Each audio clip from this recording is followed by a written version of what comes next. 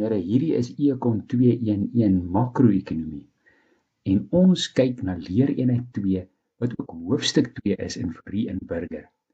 En die fokus is op die basiese makro-ekonomiese model, die Keynesiaanse model. Nou hierdie kringloop van ekonomiese aktiwiteit is iets wat vir julle bekend is. Dit lyk bietjie anders as in die eerste jaar. Hier is die huishoudings aan die regterkant en die ondernemings aan die linkerkant, maar dit bevat al die elemente wat julle reeds verstaan. Ons is besig om makro-ekonomiese modelle saam te stel wat hierdie kringloop se werking verduidelik en wat mens dan kan sê nou maar daar is 'n verandering in beleid of 'n ekonomiese skok. Hoe pas uitset of rentekoerse of pryse of van die groot veranderlikes aan? Ons begin baie eenvoudig en in hoofstuk 2 kyk ons na die goedere sektor. So dis die basiese ekonomiese aktiwiteite, produksie en verbruik, spaar, uitvoer en invoer. En dan beweeg ons aan en ons maak die model so stuk vir stuk meer kompleks. Ons begin kyk na die finansiële en die geldmarkte en dit is dan in die monetêre sektor en dan in hoofstuk 4 voeg ons die buitelandse sektor by. So dis groot komponente van die kringloop wat ons so stuk vir stuk by 'n model voeg wat ons dan kan gebruik om die ekonomie as geheel te ontleed. In hoofstuk 3 en 4 praat ons van die IS en LM model, dan word die IS LM BP model en dan in hoofstuk 6 praat ons van totale vraag en totale aanbod, die ADAS model. Met ter inleiding, ons hele doel is om die werking van die ekonomie as 'n geheel te probeer modelleer en die wegspringpunt is die Keynesiaanse teorie. Die fokus is aanvanklik op die goedere sektor. So dit is nou huishoudings met produksiefaktore wat dit binne in ondernemings gebruik om goedere en dienste te produseer. Daar is 'n komponent van besteding, daar is sommige spare, daar word uitgevoer, daar word ingevoerde produkte gekoop. So alles wat in die tipiese kringloop is. En nou, ons verduidelik dan nou, hoe word die vlak van totale produksie, van die BBP, of van reële inkomste bepaal, en watter faktore kan dit laat verander? So as daar veranderings is, dan sien mens dit in die sake siklus. En later wil ons hierdie gebruik om byvoorbeeld resessies en werkloosheid te verduidelik. Nou in die oorspronklike Keynesiaanse benadering is die inkomste bepaal deur besteding. So besteding deur die verskillende rolspelers in die ekonomie, hulle bepaal op die ou end produksie en die waarde van produksie is dieselfde as inkomste, want die waarde van produksie is die betaling vir die produksiefaktore. So daai faktor inkomste en die waarde van die produksie stem ooreen. So hierdie kringloop van inkomste en besteding is dan in die hart van hierdie Keynesiaanse benadering.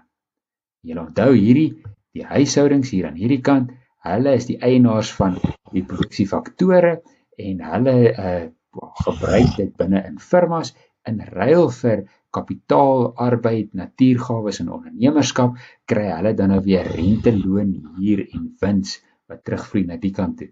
Hulle gebruik daardie faktor inkomste om goedere en dienste te koop.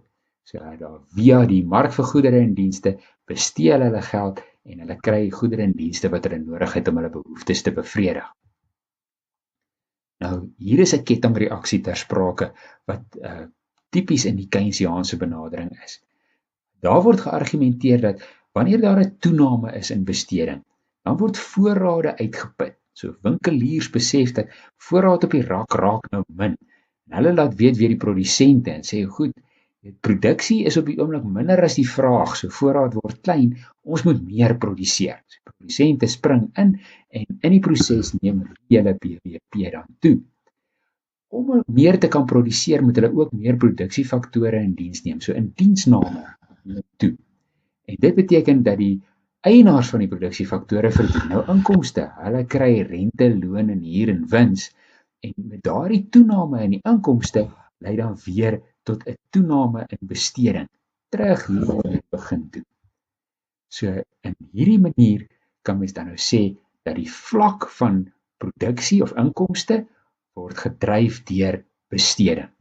En in makro-ekonomiese ewewig is totale inkomste gelyk aan totale produksie gelyk aan totale besteding.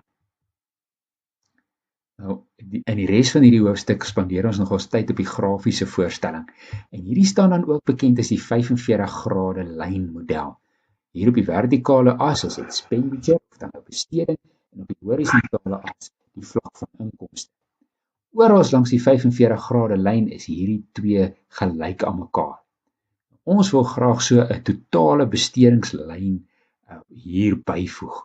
En dit bestaan uit 'n klomp verskillende komponente wat ons nou in die volgende video's almal gaan ondersoek.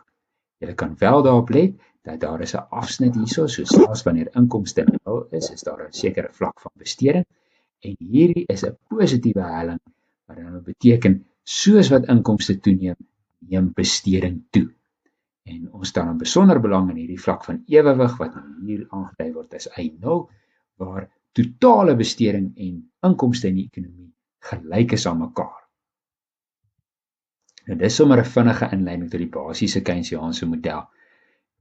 In hierdie model gaan die waarde van produksie, die waarde van inkomste word bepaal deur besteding. En ons stel belang in ewewig waar inkomste gelyk is aan produksie, gelyk is aan besteding. In die video's wat volg gaan ons nou na al die verskillende komponente van besteding kyk. Die volgende een gaan oor verbruiksbesteding. Bly ingeskakel.